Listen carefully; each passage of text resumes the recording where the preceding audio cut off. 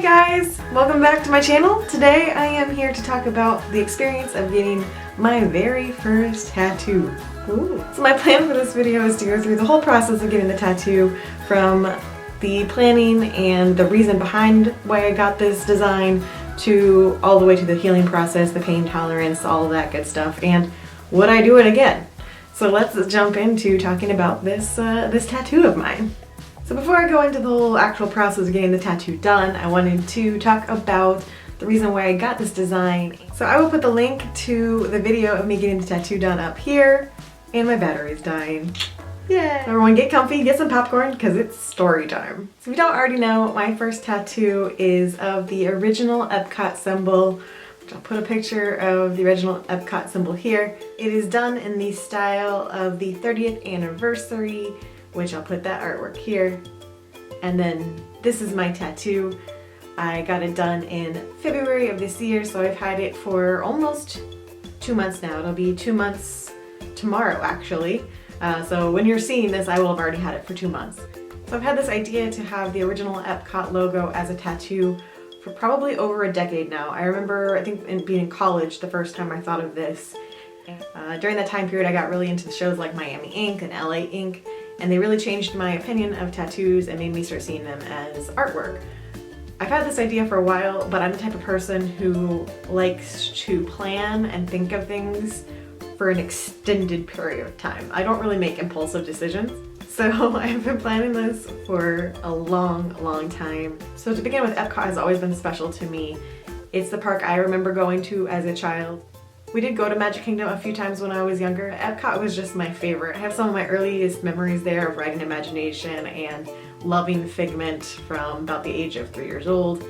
And then we went to Epcot on field trips as well in elementary school, and I remember being there and being excited to learn. I was one of those kids who just really loved learning. So Epcot was my park. So it's no surprise that when I grew up, became an adult, that whenever I went to Disney, I wanted to go to Epcot, and it just stuck with me. So that was already a base of love for Epcot. So then, as many of you know, in 2012, I moved to Orlando and got to live near Disney for 3 years. And this was kind of a pivotal time in my life that I don't really talk about too much, but if you go back in my vlogs way back, if you watch old vlogs from 2011, this information's out there, so it's not like I try to hide it. I just don't really talk about it. But I'm gonna talk about it today because it's part of the tattoo process. So if you don't already know, if you've never looked back at my vlogs, or if you're brand new to this, then I'm struggling with how to start this off, but I was married. I was married prior to moving to Orlando. Part of the process of moving to Orlando was the beginning of my divorce. So now that I've dropped that bomb on you, I'm just gonna let that sit for a moment. I can laugh and be lighthearted about it now, because while it was a really tough time in my life back then, I'm in a much better place now, so it's all good. It all worked out the way it was supposed to. But that piece of information is pivotal to explain also why Epcot and my time in Orlando was so important to me. So in 2011, I was living in Denver, Colorado. I was finishing up grad school, and I was living there with my husband at the time. So in early 2012, we decided to separate, and I moved to Florida, and we begun the divorce process. I'm not gonna go into that whole story because for multiple reasons. One, I think that subject is just extremely personal to me, and while I enjoy sharing my life with you guys, that one is just kind of sacred and just tucked away. There was no dramatic reason for why we got divorced. The simple version is that, one, I think we were too young to get married in the first place. I think that we were not fully grown adults to know who we truly were before we got married. And so at a certain point we just realized that we weren't actually compatible, that we weren't actually meant to be together. And so we decided to separate. He and I are actually friends now. We've been friends pretty much since we separated. We had a brief rough patch because I think anyone going through a divorce isn't going to get along right away. But by the time we were in court to actually do the divorce, like, we were joking, we were getting along, we went to breakfast afterwards, and we've been friends ever since. So we don't talk on a daily basis, but we are friendly with each other If you guys watch the old videos, you know we had a dog together. We co-parent from a distance. He's remarried now. His wife sends me pictures of the dog. Like, we all get along. So I would never jeopardize that because we're in a good place. So that is all I'm going to talk about the divorce, but you kind of need to know that that happened in order to fully understand how much Orlando meant to me. So I moved to Orlando after being in this relationship for 6 years and had to start fresh. And I am so thankful that I had the Halloween Horror Nights community, because most of the people that I was friends with when I first moved to Orlando were all people I'd met online through a Halloween Horror Nights forum. That includes Michael, Maddie, Ron, Brittany, Kyle, inadvertently Jordan when Brittany started dating him, Brandon, my original roommate Sean that was in original videos. All of those people that were my core group when I first moved to Orlando were people that I met through Halloween Horror Nights. So thankfully they all embraced me with open arms, welcomed me into Orlando, made sure I had plenty to do, made sure that I had plenty of people to hang out with, and they made that time of my life so much easier to go through. So during that first year in Orlando, obviously I moved in 2012, and that just happened to be the 30th anniversary of Epcot. And so I'd only been there, I want to say, well, I moved in June 2012, and then the anniversary is October. So I'd been there for a few months and got to go to the 30th anniversary actually with Ron and his friend Chris. So I'll link to that video here. That day was just so special to me. I'd never gotten to go to any of the celebrations like that, and it was so great being in Epcot, surrounded by all these other Epcot nerds, people wearing Figment outfits, and they're all their Epcot gear, and it just made my little Epcot loving heart so happy. And so I've always had that day as one of the best days I've had. It's just a special time. And so when I was back into processing the idea of doing the tattoo and decided how I wanted to design it, the 30th anniversary artwork kept coming up in my mind because I loved how it looked like stained glass. I loved how it had a different color that represented each pavilion. It just was beautiful to me. So when I moved to Houston, I found Mason, who was my artist, and I loved his use of color. So when I saw the use of color, the idea of the 30th anniversary popped back in my mind. And because I wanted this tattoo as a symbol and memory to kind of put closure on my 3 years in Orlando and kind of always remember how those years changed my life, suddenly the 30th anniversary just made total sense, because that day represented this new beginning for me and this new chapter in my life. So once I found Mason and his use of color, I knew that's what I was going to get. And so now, while yes, the divorce is like a little piece of that, I didn't get it because I got divorced. I got it because when I moved there, the friendship, the support, the community, how different my life became because of those people and being in Epcot, which was my happy place. During that time period, whenever I was going through a rough time or having a rough day, I had my annual pass, I would drive to Epcot and pretty much ride Spaceship Earth. So Spaceship Earth was like my little zen moment where I could think and reflect on my life and reflect on where I was going. And now I visit and it's like, oh, life is good, like everything worked out. You knew it was gonna work out, your optimism paid off, and here you are happy. And I will say that during my trip in February, I had like a little moment where I was riding Spaceship Earth. I had my tattoo that was still healing, and I'm like, you've made it, you're here, yes. So I do think I've accomplished that. I do think I have something that will always remind me of the happy times in Orlando. And then the last thing I want to say about the Epcot symbol, which is one of the reasons why it resonated with me prior to having my own association with it. This is a quote about the meaning of the symbol. So it says, the Epcot Center logo is a graphic representation of the park's philosophy. It symbolizes unity, fellowship, and harmony around the world. The 5 outer rings form the shape of a flower, a celebration of life. The heart of the logo is Earth embraced by a star, symbolizing hope. The hope that with imagination, commitment, and dedication, we can create a new tomorrow. I just absolutely love that. I feel like it really matches up with my life philosophy, and it's just perfect. I love it. So That is why I got the Epcot symbol. So I told you that was going to be a long story, so hopefully you enjoyed your popcorn. And now we can move into more of the just straight up facts of getting the tattoo done. So I decided that this was going to be the year to get the tattoo, and I knew Brittany and Jordan were coming to visit, and Brittany requested to be there when I got my first tattoo. She got her first tattoo last year, and her going through the process, telling me it really wasn't that bad, definitely motivated me to go ahead and get it done. So I waited until she booked her trip, and then I booked the reservation with Mason. This was totally a fluke, but it turns out that Mason is a huge Disney fan, and I didn't do that on purpose. I found his portfolio on Instagram and really liked his use of color and thought his tattoos all looked great. So I booked with him, and then in the process of like looking through his Instagram more, saw that he's from Florida and used to go to Disney all the time. So he and I had a blast chatting the first time during the consultation because he loves Disney too and used to be an annual pass holder when he lived in Florida. So he was totally jazzed to do the tattoo. It's not technically normally his style, but he was jazzed to do it. So I asked you guys to send me some questions, and I got a few. Michelle Stark said, I absolutely love your tattoo and the placement of it. What advice would you give someone who wants to get a tattoo but is nervous? So real talk, I was super nervous the night before getting it done. And that's just my personality type. I knew I wanted it, I planned it forever. I wasn't actually nervous about the physical process of getting it done, but I was afraid of the unknown. That's just my personality. I get really anxious. So I didn't really sleep the night before. I tried my best. I did not sleep well the night before.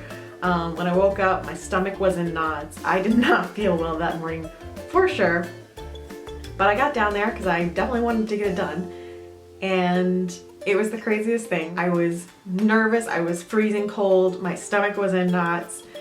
When we got in the studio, I signed my paperwork, and literally as soon as he called me back and we started doing the stencil, I was completely calm.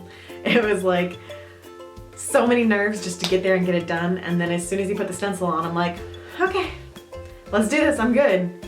And it really wasn't that bad for me. So I chose to put it on my ankle because at the time I didn't have a full-time office job, but traditionally that's where I've worked. It's been in offices, and I wanted to put it somewhere that I could easily hide it if I went back into work, which as it so happens, I ended up having the interview for my current job while the tattoo was still healing. So it's a good thing that I did that because you never know. I know a lot of places are becoming much less strict on their rules of tattoos because the stigma against tattoos has drastically changed in the past decade. However, just knowing that my field typically requires office work and professional attire, I wanted to make sure it was a place that I could easily hide it. So went with my ankle because I can wear pants or leggings or dresses and cover it at work. I also chose that location, one, because I've heard that that area isn't the most painful, and two, for some reason, like when I get nervous, I shake, and so I was worried about having it on my arm because I was worried about my first tattoo and like just being like a ball of nerves shaking and getting crazy zigzag lines or something. So I figured my leg was safe enough, like it was far enough away that I could watch it happen and not feel like I was shaking. So for me, I would say most people do a pain scale when they do tattoo videos, so I would say that this was a 4 out of 10. There were some points on the edge, which you heard me talk about in the video the first time around, just on the edge near the Achilles, that I would say maybe were like a 6 out of 10. It was enough to make my face go like, oh, they got that, I feel that one. But it wasn't enough that I couldn't hold a conversation. Pretty much as soon as he did the first little test line, which if it's your first tattoo, they'll usually just do a little spot just to let you kind of know what the sensation is like before they continue. That whole time I was able to have a full conversation. I didn't really feel any reactions to it. They tell you to like make sure you have a full meal beforehand because you can feel woozy. I didn't feel any of that. I felt fine. So I've heard it described as a cat scratching a sunburn. I would say, I guess that's kind of accurate. I don't think you really know what it feels like until you get it done. To me, it 100% made sense when it happened. I'm like, oh yeah, that feels like a needle going to my leg. But it doesn't hurt as bad as getting a shot. I don't know. It's just a different kind of pain. My tattoo took 2 hours from start to finish because it had all the color and shading and everything. And I would say by 15 minutes in, it all kind of felt the same. And they take breaks. They do a little bit, they wipe it off. They do a little bit, they wipe it off. So It's not steady pain. You get breaks. They like massage it while they're doing it. It really wasn't that bad, which is kind of a good thing and bad thing. Good because I'm glad it wasn't that bad. Bad because it's definitely not going to deter me from getting more tattoos in the future. So if you are nervous like I was, I don't know what to tell you other than that it's really not that bad. I know placement matters. Obviously, I think if you're getting a rib tattoo, maybe you might need to be a little more nervous about that because I've heard that is really painful. But in my experience, it wasn't bad. I know that when I go in to get my next tattoo, I will be excited nervous, but not nervous like I was this time. I'm gonna be able to go about my life like normal and then show up and just be like, it's tattoo time. I need to go get this touched up and I'm not stressed about it at all. So make sure you are set in your design, you feel comfortable with all of that, and go in ready for a new experience because it's really not that bad. If you have a high pain tolerance, you're good to go. That's all I have to say. So the part that I was most nervous about, probably even more so than getting the tattoo done, was healing that tattoo. I watched so many tattoo videos on YouTube trying to get people to tell me how I'm supposed to heal this thing because there is a ton of information on the internet. Everyone says something different of how you're supposed to heal tattoos.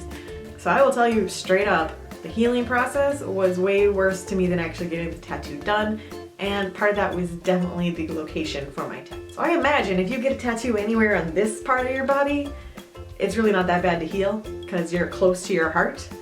Tapping the tattoo on my ankle, first of all, he fully advised that whenever I could to have my foot propped up because it was so far away from my heart to like not have the blood draining down to it. So every time I was home, I was keeping my foot propped up.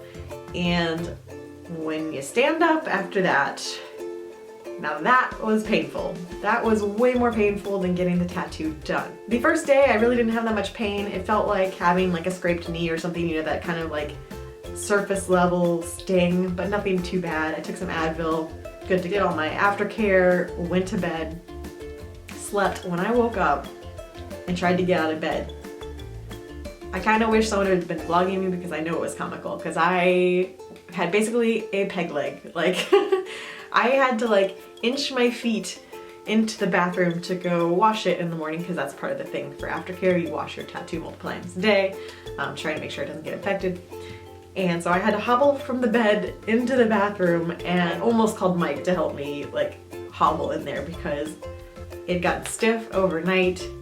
All the blood started rushing to it as soon as I stood up and it was throbbing like crazy.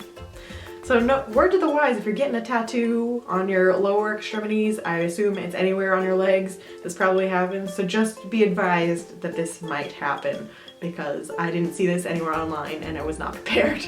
The good news is that as soon as I washed it off, moisturized it, got my ointment on it, then I was good to go for hours. But my tattoo healed almost perfectly, and I will show you guys, this is the tattoo. Now it is fully healed, and I just have one little area that needs a touch up that I've already spoken with him, and we're trying to schedule a time for me to come in that works for both of us. So I'll get that color filled in and then it's done. It's good to go. On that note, Carmen from Peas and Carrots asked, how long in total did it take to heal 100%? I would say it took a month, a full month to heal to a 100%. The first week, it was doing its normal like thing that they always talk about. It's scabbed. By the end of the first, I would say day 10 or 11, it was full on peeling. It just so happens that I was in Epcot while it was full on peeling, so I was like, oh, I'm sorry, like here's my really ugly tattoo. Last day I was in Florida, which was I think day 12 or 13 with it. It had fully peeled the first time. What I didn't see online either is that sometimes tattoos can peel a second time. It looked beautiful for a day and then all of a sudden it started turning white and it peeled a second time. The second time it looked like a sunburn. By a month after I got it done, it looked perfect and as it was supposed to. The skin was no longer sensitive. It felt like my normal, the rest of my skin.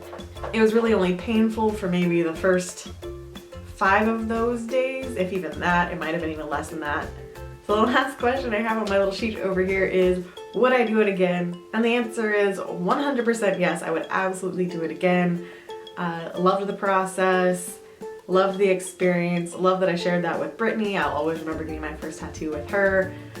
Loved my tattoo artist, he was awesome. I don't have another idea in his style at the moment, but if I do come up with another idea that's his style, I would definitely go to him again. Clearly, I already have ideas for future tattoos.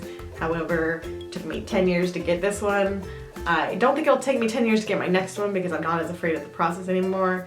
But I do like to really carefully plan the idea and the placement, so it's gonna be a while before I get my next one, I think.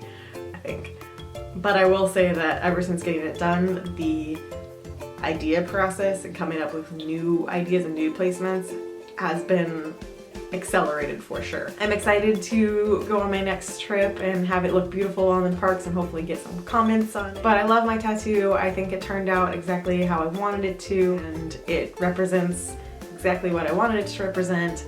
The color on it is gorgeous and I just am super happy with it. However, not my last tattoo. I know there will be more in the future. So I think that's gonna wrap things up for this video. I know it was super long because there was a lot to cover in this video. But hopefully you guys enjoyed hearing about my reasoning for getting the tattoo and the experience and how it was for me. Next week we're going right back into theme park content with the Florida trip in February to Epcot, of course, the Festival of the Arts, with my mom and special guest Michael. Ironically enough, you're gonna see me in this shirt because that's the shirt I'm wearing at the beginning of that footage. I just realized that. But that will be lots of fun. There's Festival of the Arts, there's regular Epcot, and there's Magic Kingdom in that vlog footage. So make sure to subscribe if you aren't already. And on Mondays, I am going to continue doing my weekly vlogs where if I get another tattoo, that's where you'll see it happen. So that's it for this week's vlog, but I will see you guys again soon. Bye.